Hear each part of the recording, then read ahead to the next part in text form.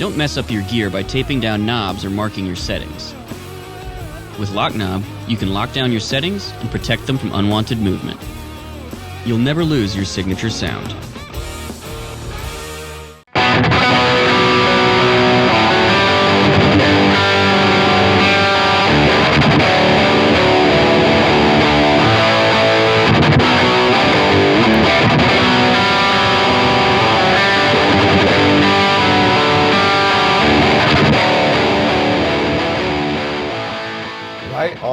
Hey, what's up everybody? This is Perry from Premier Guitar. Happy birthday to me, because today I have one of my very favorite bands. We got Matt Smith from Strike Anywhere. I've been a fan of this band for so long, and I've been really excited to do this rundown. Matt, how are you?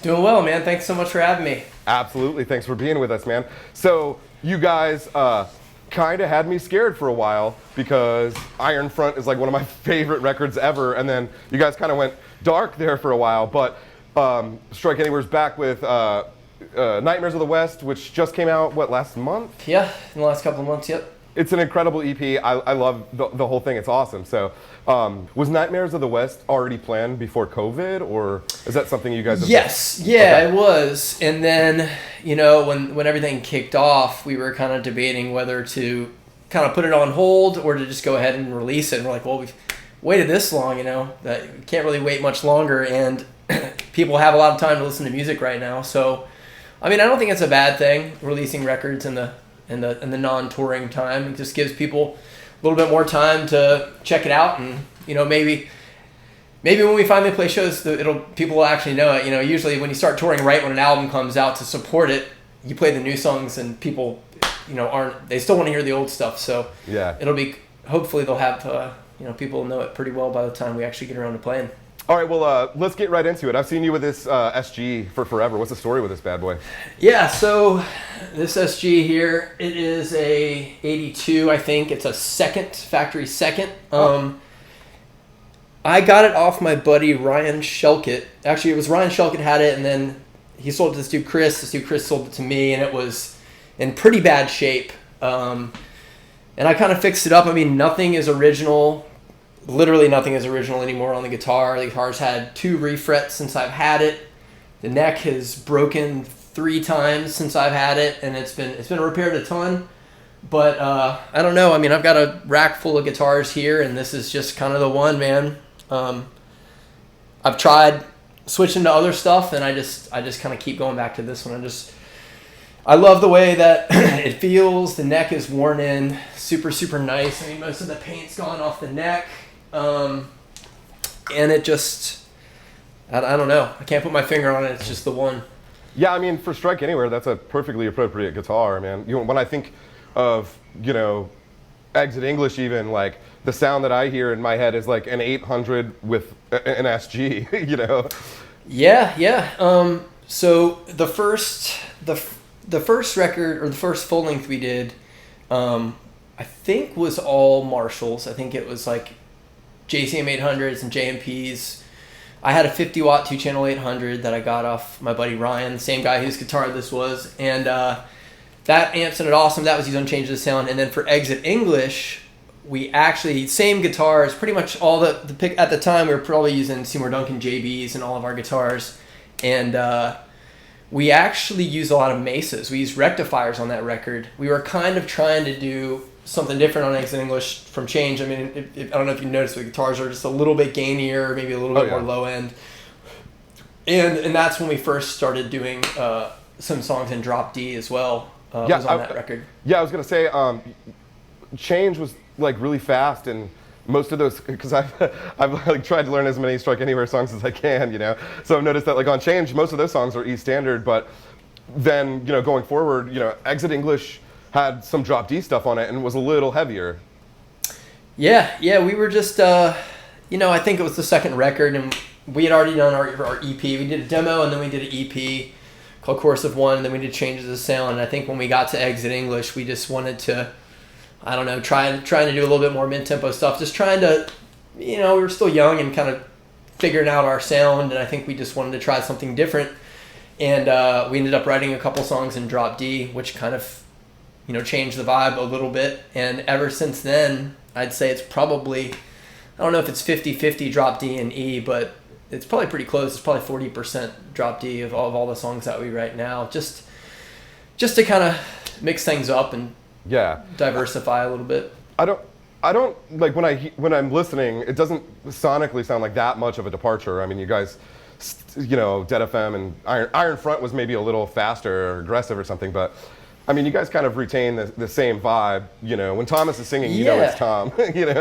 Yeah. I mean, all the chords are very similar and stuff like that. It's just you can get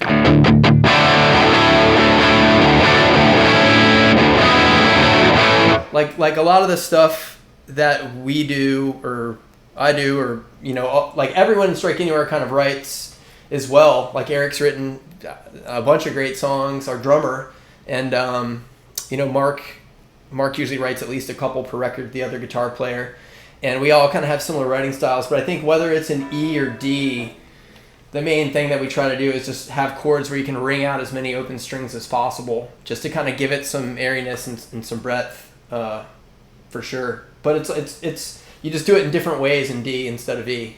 Yeah, totally. So with that said, do you build your set lists around tunings, or do you have a backup guitar for one for drop D and one for E standard? Yeah, so we've always just traveled as light as we can, or we do a lot of stuff overseas, and it's hard to travel with extra guitars. I mean, we've done it once or twice, but usually Mark and I just bring one guitar a piece, and we bring one backup to share just in case something happens at a show. Sure. And so because of that, like let's say we're doing 15 songs, we'll do like the first 3 will be in E, and then we'll do 2 in D. So we do it by blocks. And so we'll like open with the D block and then do an E block, and we might do a 5-song E block and then a 3-song D block. But that's kind of how we build our set, so we don't have to, it's usually a natural pause where you got to catch your breath or drink some water or whatever, and we use that to kind of switch. And the guitars are set up well enough and stable enough, going back and forth between D and E has never really been a problem. Right. Yeah, and it's not like you're, shifting too much if you're just dropping to D from E standard.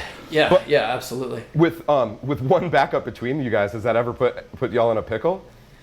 I don't think so. I mean, I'm sure there's been a scenario once or twice where we've had to like borrow something off of like another band that we're on tour with. But no, I mean, yeah. I mean, we change our strings pretty much every show, and I mean, I would say that we're both pretty heavy-handed, but I think we actually both use like the orange. I usually use the orange Tortex, which is pretty thin. I think that's a 60 instead of 73, so you can strum pretty hard. You can dig in pretty hard without worrying about breaking strings too much. And then we usually just use 10 to 52, so it's like a little bit heavier on the low. It's like the skinny top, heavy bottom. Totally. Setup, so a little bit more tuning stability with the drop D stuff, and you can still dig in without pulling too hard out of tune. I've always played 10 to 52, which is like a half 10, half 11 hybrid set, right, for the drop tuning portion of it. And then when I did stuff in Census Fail, or when I filled in with like ASG or something like that, I've always used like the beefy slinkies, the yellow pack from Ernie Ball, which is, I can't even remember, but we would use those, and then we would take the low string, and like if it was 54 or something on the low, we would go up one and do 56. I can't remember. I've got them later on here somewhere, but that was for drop C. And then the tension still felt the same because just the tuning's lower, so it felt pretty natural. Right. But yeah. Right on. So, when you're touring with Strike Anywhere, are you still rocking that 800 or? Yeah. So I've had the same head for, I don't even know, 10 plus years, 15 years. And it's just a single channel JCM800 from the late 80s. I think it's like an 88 or something. And it has the 6550s. It has the bigger tubes. And Mark has a JMP, but it's also a 2203, but it's like the late JMP, which is similar to an early 800. I think the model's still 2203, and we both ended up running it the same way with basically just the 2 center tubes in. We took out the 2 outer tubes, so it's running at 50 watts. And it wasn't like originally by design, it was out of necessity. I was on a tour, I think it was on like Warped Tour in like 2005 or something, and one of my tube sockets was acting up, and then it blew one of the tubes, So one of my buddies who was like a tech on the tour was like, we can just take out the 2 outer ones and you just run it at 50 watts. And he checked the bias and set it all up. And like literally I've just ran it that way ever since because it sounds great. It's plenty loud enough. I mean, I never really get it past like 2.5 on the master volume. Right. And that's running at 50 watts. And Mark's doing the same thing with his head. And so that's kind of what I've ran forever. I mean, there was a brief phase. I've always kind of ran 2 cabinets because I've been lucky enough to have my own side of the stage. So, to fill up the side of the stage to make it symmetrical to the other side, I would always run 2 cabs. And I've had a few different over the years, but I've had like a Mesa rectifier. I like to use like an orange or rectifier cab with a Marshall just because it's the little bit bigger box and it handles the low end a little bit better and adds a little bit of low end. And that's my one problem with the Marshalls. Was not having enough low end. So I've usually ran 2 cabs. I've also got one of those like really cool vintage Marshall 810 tall cabs. Oh, those are sweet. So for a while I was running one of those and then also that probably it would have been that Mesa. But so for a little while I was running like my 800, but also with like a tiny Terror out of the second one, so it could be more of like a mid-rangey kind of grindy sound that I could mix with the kind of the transparency of the 800. But now we just keep things simple. I just usually just do 1 cab in the 800, and Mark does the same thing. Right on. Now, do you notice anything tonally different about running your 800 at 50 watts? Because I feel like, I don't know, I could be totally making this up, but in my head when I hear an 800 running at 50, it sounds like it breaks up a lot quicker or something, and it seems like it's got a little more saturation. But have you noticed anything tonally different? Yeah. I mean, I think there's definitely something to that. The 800 that I have, as far as I know, and everyone that's looked at it says it's not modified, but for some reason it has a fair amount of gain. 800s are so inconsistent. We've gotten them as rentals a ton or backline stuff, on tours, especially stuff overseas, and I just feel like they're great, but sometimes you get one that barely has any gain, and you've got to like totally dime it, and then some of them, are pretty gainy. So I feel like with mine, once I get it up past like 7 on the gain, it starts to get a little mushy. It starts to like the low end starts to loosen up.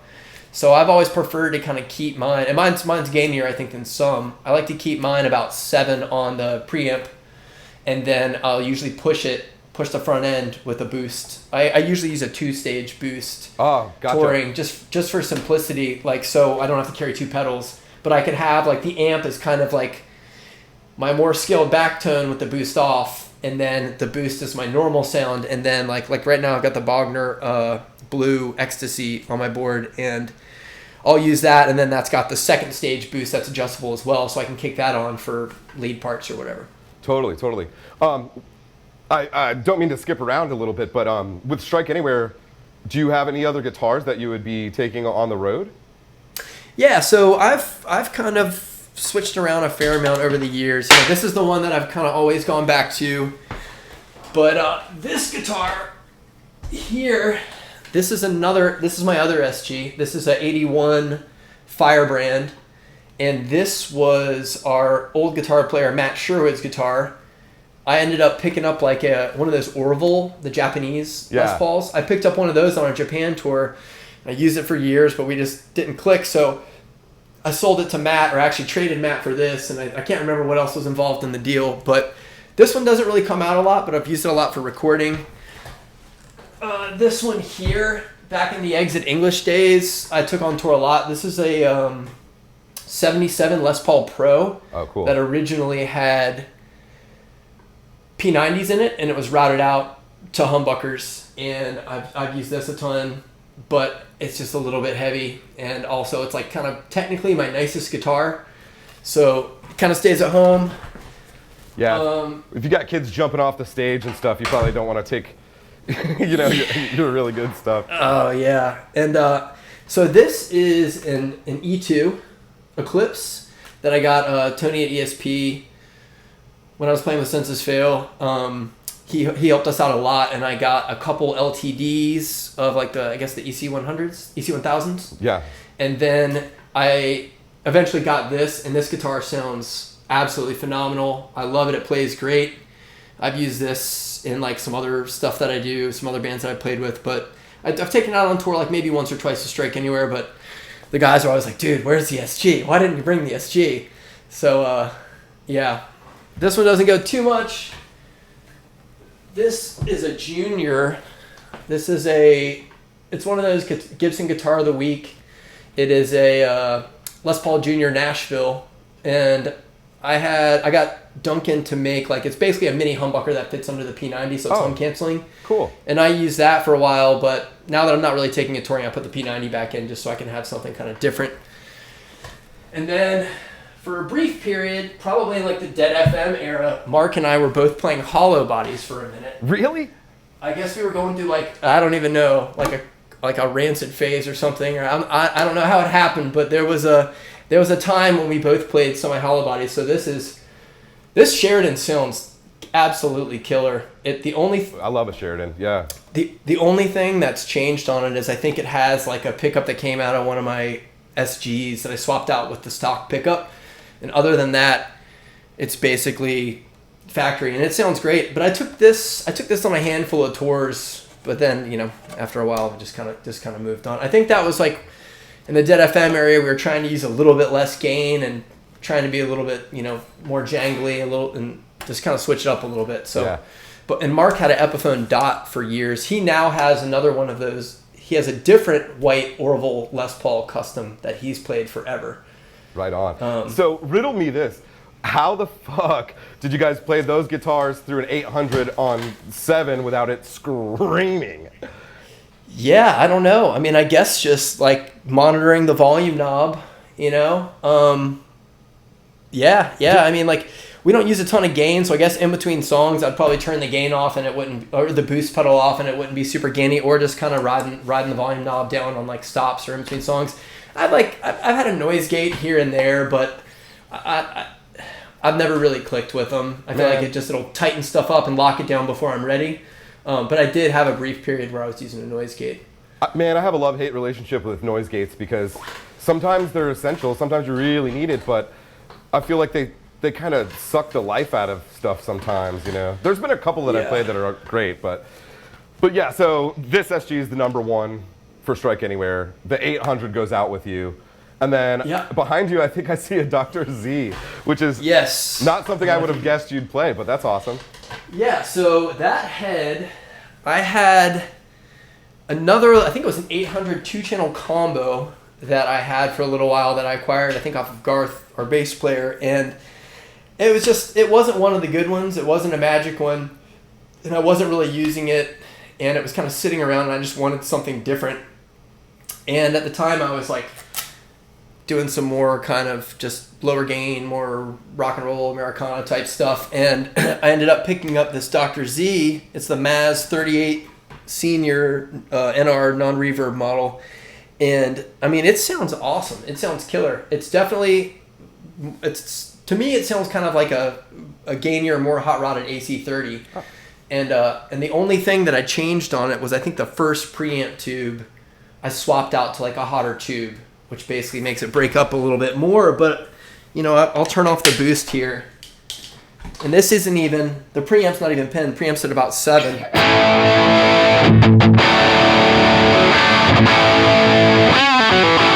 So it's like, it's pretty gainy. It's crunchy. And, you know, with a boost, it's enough, but it's a lot more mid-rangey than an 800. It's got that super cutting mids. So, it's a lot of fun, man. And it cleans up and chimes. It chimes really nice, which is cool. I mean, Dr. Z builds incredible amplifiers, man. Those things are awesome. I love an 800, but everybody knows it is a one-trick pony. You know what I mean? Like, it does one thing really great. Yeah, it does one thing really, really good. And I don't know why, but the two-channel ones always suck to me. Like, I love the one-channel. Like, single-channel 800 is fucking primo, but like, I don't know why, but the two-channel ones just never sounded great to me.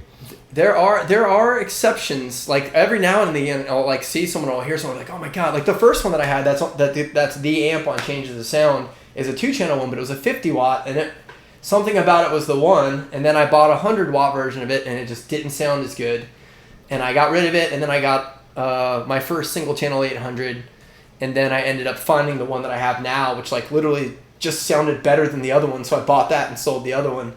But they're so inconsistent, you know. But like, I want to say, man, I can't remember. I don't know. I've heard a ton of people play 2-channel ones and it sound killer, but I've never been able. I've always been kind of the 1-channel guy. So is this Dr. Z something you would take on tour? Probably not. I use that, like, I play with a band here in town. I use it for that, and it lives here. And I've got this hot plate on top. I don't know if you can see this. Those things are awesome. But so the hot plate, I mean, right now I've got it at negative 16 dB with, like, the extra rotary dial turned down pretty low just to get it at, like, bedroom volume. Because this amp only sounds really good. Well, it only breaks up really good when it's just cranked. Yeah. I mean, it would be absolutely deafening right now if I... It's only 38 watts, but it's like a crazy loud 30 watts. And if I turn the hot plate off, it would just smoke this room. It would blow your windows out, dude. Those Dr. Z amps are they have such a high headroom.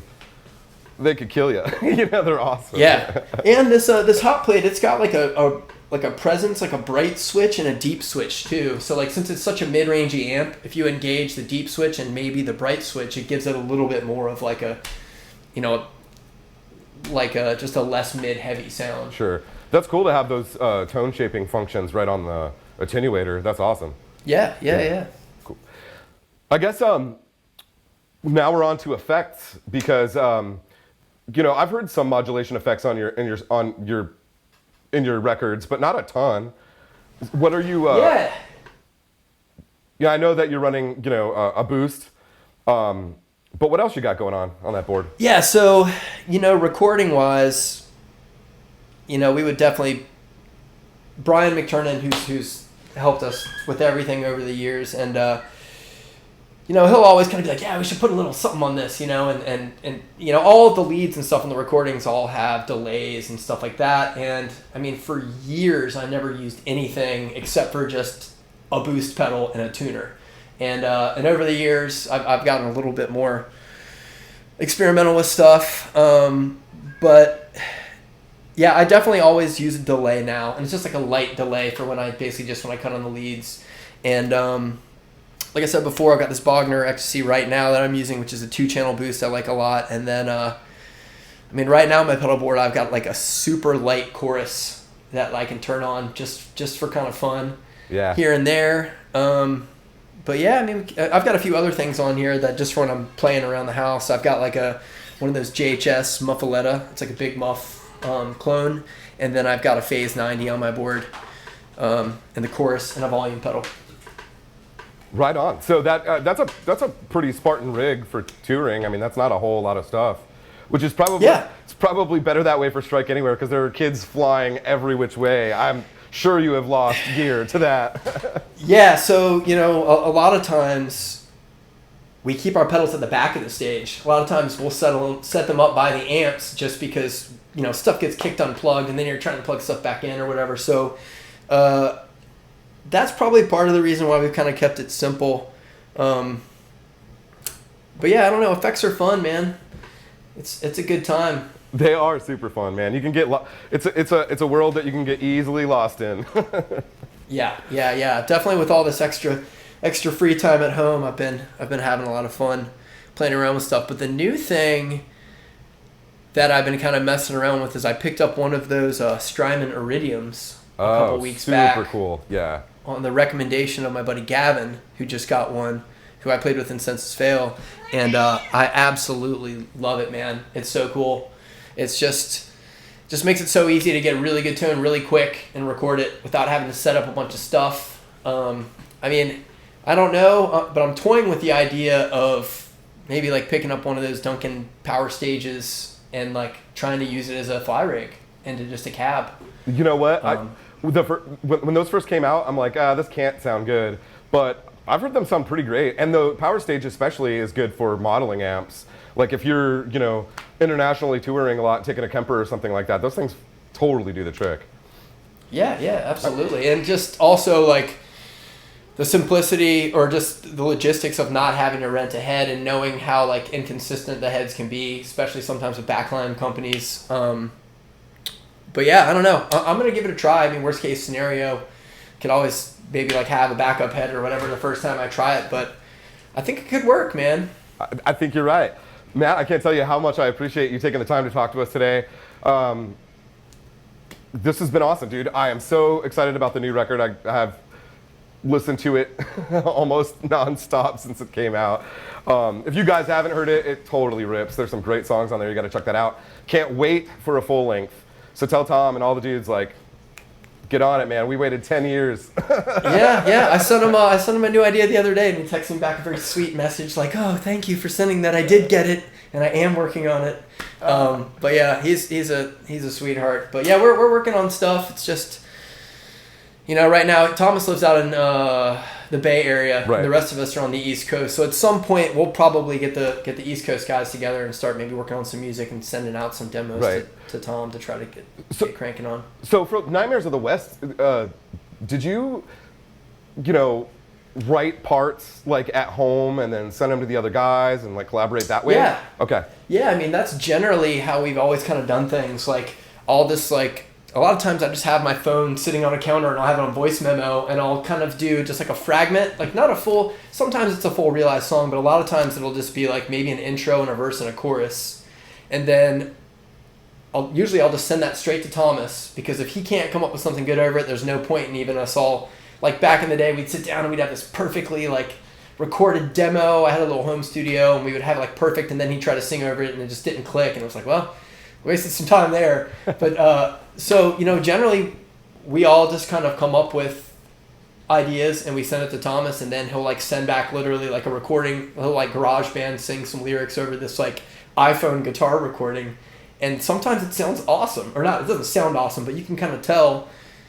You can envision what it's going to become, and then based on the strength of that, we'll bring it into the practice space and then like really iron it out together. Yeah, that makes total sense. Well, hell yeah, man. Thank you again for taking the time to do this. This is Perry Bean with Premier Guitar. Stay tuned for other rig rundowns, riff rundowns. The new Hooked series, if you haven't heard it, is super fun. You should check it out. Thanks so much. Thank you for having me, man. I really appreciate it. It's been a pleasure.